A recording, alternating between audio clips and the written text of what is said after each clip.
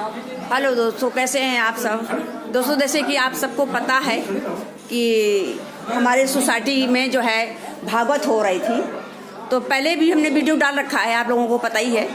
और आज जो है उसका समापन था और ये सब जो है कि भंडारा है उसी का।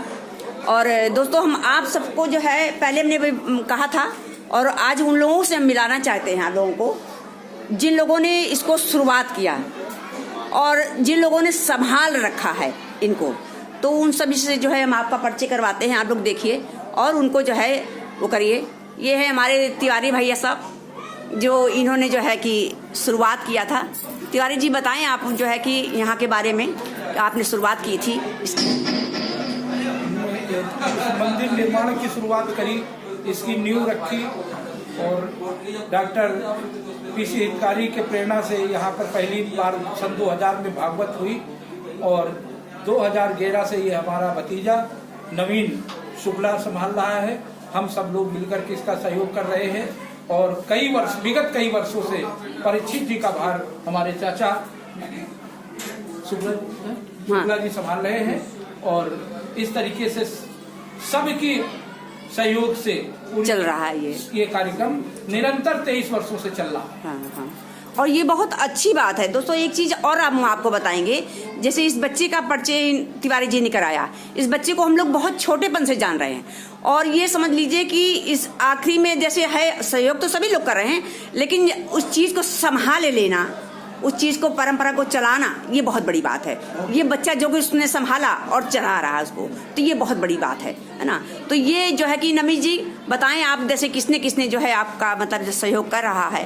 जितने लोग यहाँ पर कथा सुनने आते हैं उन सभी का पूरा सहयोग रहता है। अगर वो लोग सहयोग ना दें तो ऐसे धार्मिक आयोजन कभी आयोजित नहीं हो सकते। बिल्कुल बिल्कुल। क्योंकि ऐसी ठंडी में कथा को सुनने आने के साथ साथ अपना सहयोग देना, चाहे वो कथा सुनने में हो चाहे भंडारे में हो, हर तरीके का सहयोग जनता के माध्यम से प्राप्त होता है और उसी के माध्यम से, क्योंकि उन्हीं की कथा है, बस हम लोग सहयोग करते हैं और उम्मीद करते हैं कि ये कथा हमेशा ऐसे ही आगे चलती रहे। बिल्कुल, बस ये प्रयास है। अब अच्छा, कुछ अभी आप जो है कल घोषणा कर रहे थे ये इसके राम कथा के लिए, तो उसमें कैसे क्या मतलब जो है कि अगले साल चूंकि लगातार 23 वर्षों से ये कथा का आयोजन चल रहा है। अच्छा। अगले साल लोग कह रहे हैं कि राम कथा होनी चाहिए। अच्छा। तो सबकी सलाह से जानकारी लेके राम कथा आयोजित करी जाएगी। अगर लोग कहते हैं तो राम कथा भी होगी और उसके पहले 1 तारीख को, चूंकि 1 जनवरी ही यहाँ की डेट है। हाँ। कैसी भी परिस्थिति हो, हाँ। पर 1 जनवरी को ही ये कार्यक्रम आयोजित हो जाता है, ये सबको विदित है। हाँ। तो राम कथा की तैयारी अगले साल की हम लोग प्रयास करेंगे करने के लिए, जिसके लिए 1 तारीख को 1 जनवरी सन 2024 को विशाल शोभा यात्रा प्रभु राम की निकलेगी, जिसमें कलश यात्रा होगी। अच्छा। उसी के साथ ही राम कथा का प्रारंभ। बहुत अच्छी बात है, बहुत अच्छी बात है।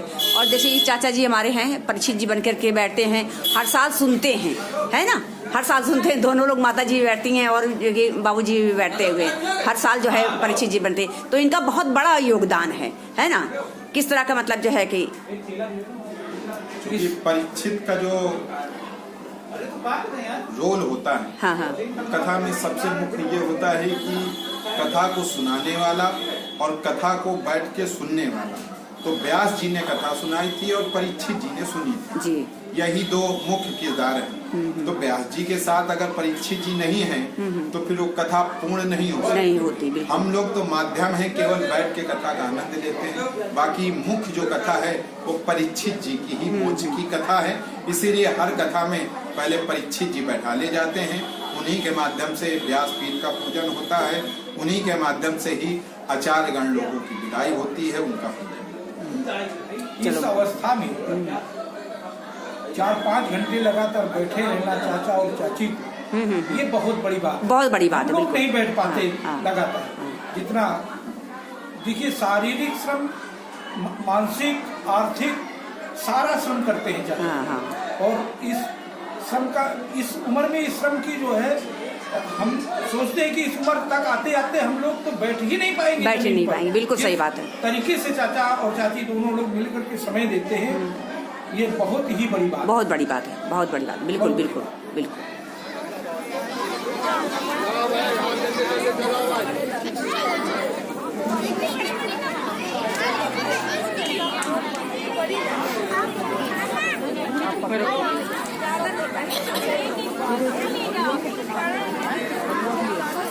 पत्तल मंगा लेते यार,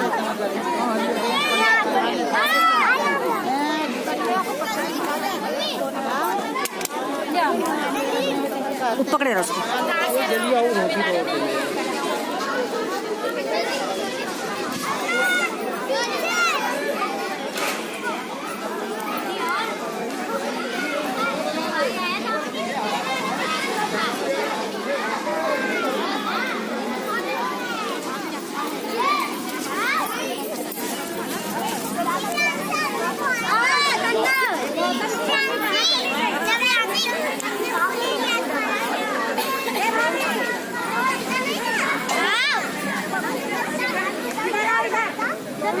Wow.